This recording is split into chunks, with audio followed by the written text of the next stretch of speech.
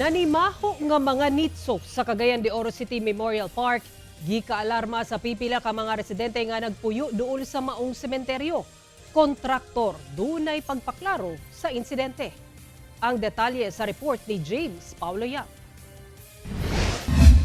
Adlawng Sabado, mikatag ang post sa social media sa pipila ka mga residente o mga gabisita sa Cagayan de Oro City Memorial Park sa giingong baho sa palibot sa sementeryo.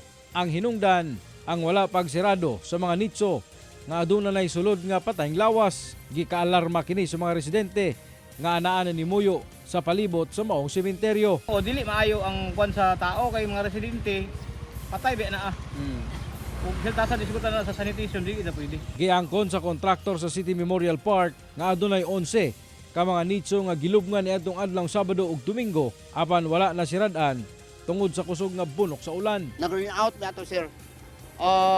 Ang among trabaho ato is 1 hour lang.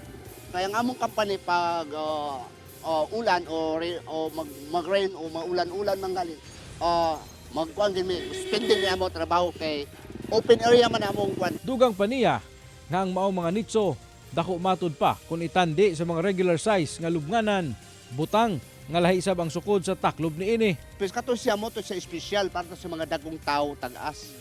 Ang ako lang ato, sir, kay wala mapabritit ang iyang taklob ato, sir, nga iyahagi mismo sa katong ngalan nga ayang sukod sa maong kuan, maong espesyal.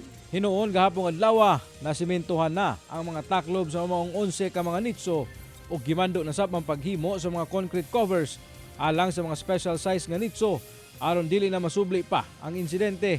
Nakigpulong na sab ang Clenro sa kontraktor sa City Memorial Park aron siguruhon nga nakahanay ang sistema sa maong sementeryo. Kauban si Makoy Sempron, James Paulo Yap, 1 Mindanao.